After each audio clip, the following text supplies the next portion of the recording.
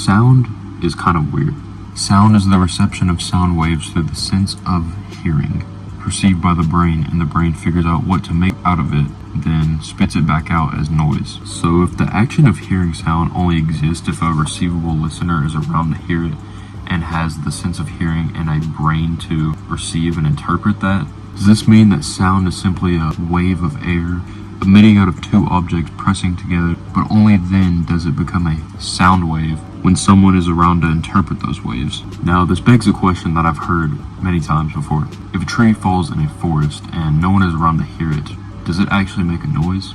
What's up, guys? Welcome back to Unsalted Butter. The question I just asked, I'm going to elaborate on that a little later into the video with all the information I'm about to provide, and then we can maybe form a better answer to it than we can now. Let's start with the naked mole rat. They're almost completely deaf because rather than on the inside like most animals and humans, naked mole rats have outer hair cells that aren't susceptible to perceiving sound. What's interesting though is that even though they are almost entirely deaf, they can hear between the ranges of 8 kilohertz all the way down to 0.000125 kilohertz. I'm just going to stick to using kilohertz instead of changing between like hertz, kilohertz, megahertz, centihertz, just so I can have one standard unit without switching between things so you can see the relation between them whenever I say it. Now, to put this into perspective, even whales that use sonar communication cannot hear this low. Sonar sounds that whales use to communicate only reach down to about 0.007 kilohertz.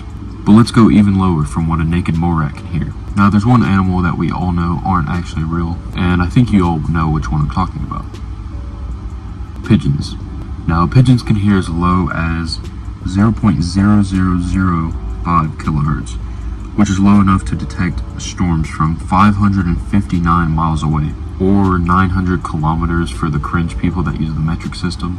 At this low level frequency, it can also detect upcoming earthquakes and also volcanic eruptions that are going to happen. Even though pigeons obviously aren't trustworthy, when it comes to weather prediction, you can't really go wrong with enslaving them as your own personal meteorologist. Now let's reverse this and go up rather than going down. When you hear high frequency sound, your brain probably goes to a dog whistle, but even this can only reach up to about 46 kilohertz.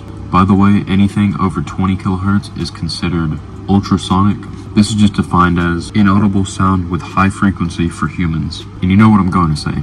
Let's go even higher, 300 kilohertz. At this level, you are 6.5 times higher than how high a dog can hear, and 600,000 times higher than the lowest a pigeon can hear. So what is the mystery creature that can hear this high? That would be a greater wax moth. But even this isn't near the frequency that it takes to create a black hole. If you somehow created a sound that produced up to 1,100 kilohertz, it would form a black hole due to the amount of mass you would need to create that much energy, and the gravitational pull of that mass would end up being a black hole. Now, with all this being said, let's go back to a previous question. If a tree falls in a forest, does it make a noise if no one is around to hear it? Well, yes and no.